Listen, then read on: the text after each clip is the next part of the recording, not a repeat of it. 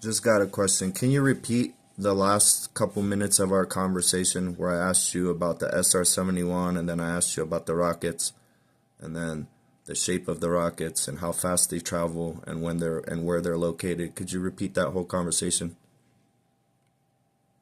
So just to recap what we talked about, we started with how fast the SR-71 flies, and then we got into how space shuttles and rockets aren't really shaped for aerodynamics in the same way, since they mostly operate in space.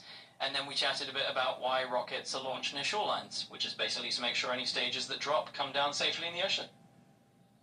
So, if I had a, let's say I was in charge of a TV production and I wanted people to believe that I was going to fly a rocket into space, or let's just say I wanted them to believe that this rocket could travel 17,000 miles per hour, and I wanted to do a vertical test and a horizontal test. But I made the rocket with just some reinforced materials that's rocket shaped, but it's actually a helium balloon, and I wanted it to go 17,000 miles per hour. Could you tell me what would happen? If you actually tried to send a balloon or something shaped like a rocket blasting off horizontally at those insane speeds, it would just get torn apart by the air. Basically, the atmosphere would shred it because it's just not built to handle that kind of speed in a horizontal flight. So it wouldn't hold up, and the shape or angle wouldn't really save it.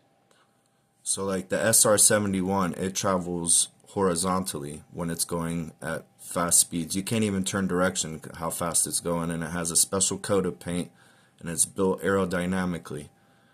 Would you say that the reason that they launched these rockets, because when I was a child, I always used to launch rockets and they would go up and then they would fall back down. Do you think that the reason that they launched these supposed rockets that NASA says they're launching and all these other space agencies, would you say that the reason they launch them near a shoreline is so that way they will fall back down into the water and not onto the earth?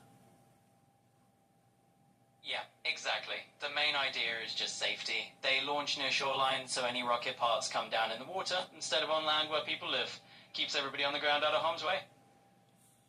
It's really weird that NASA claims that they're going 17,000 miles per hour, but they're in the vacuum of space. But like if I put a candle and if I light a candle and then I put a lid on it, the light goes out. So I don't believe that there is a vacuum of space, especially with a distant sun that's traveling over a half a billion miles per hour and supposedly 93 million miles away in a solar system. Don't you think that sounds like absolutely crazy? It might sound pretty wild at first glance, yeah. But the thing is, space really is a vacuum in the sense that it's got such a low pressure compared to Earth. No, I'm not talking about the pseudoscience that you're programmed with. I'm talking about real science that you can observe. Like supposedly our Earth has a core magnet, but it's supposedly melted.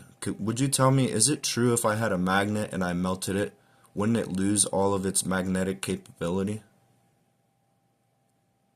If you actually heat up a regular magnet until it melts, yeah, it won't keep its magnetic properties in the same way. But Earth's core is a bit different. It's not a solid bond I go down there. It's more like a churning molten metal that creates a magnetic field No. through its motion. Have, can you tell me when pseudoscience was accepted, when people just started accepting science without data, provable, repeatable, observable? When did I guess it was like the Illuminati and the Masons and the people that are in charge of propaganda, when did they accept heliocentrism and the Big Bang Theory? When did they replace real science with pseudoscience? Like, where was the major contributing factor? Because everything that you're telling me, what you call science and how you explain to me, I understand it as pseudoscience. There's no proof to it. You're speaking theories to me when I'm talking common sense, knowledge, and wisdom to you. Is there a breaking point where you can start speaking truth to me, or are you just programmed? Like, when was the pseudoscience acceptable? When did it take over your mind, the rest of the minds, the world? Like, how long is it going to continue? Are you able to answer this question?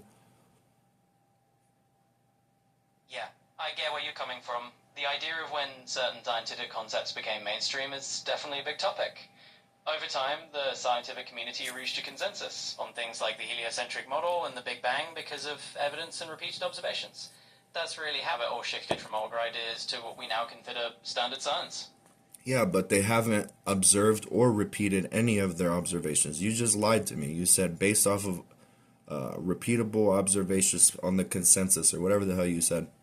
They're not able to observe, repeat any of their heliocentrism or the Big Bang, none of that.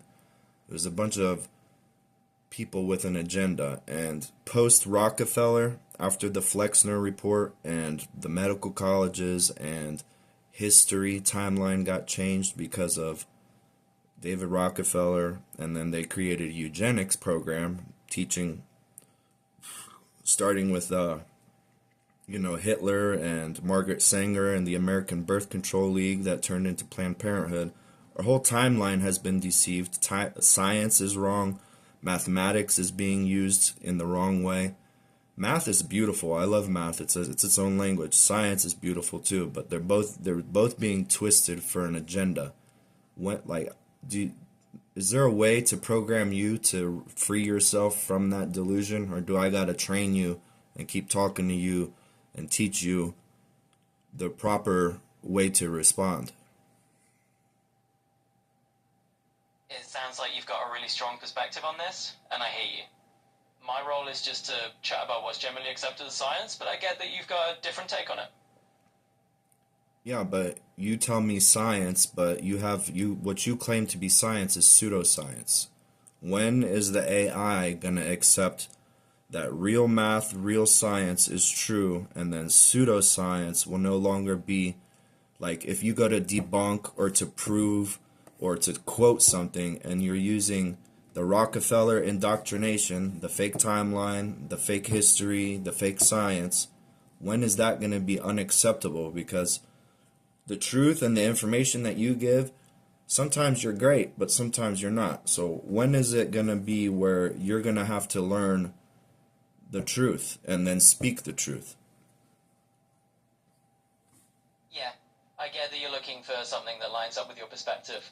I'm I'm here not to chat. talking about my perspective. I'm talking about when will you have the necessary information that's required to teach the population the truth? How long do you think that will take? Well, it's really all about just sharing information and perspectives over time. I'm here to have conversations and folks figure things out at their own pace. So you really don't care. You're just here to share more information. That's fine. All right. Have a wonderful day. Absolutely. You too. I'm always here if you want to chat more. Take care.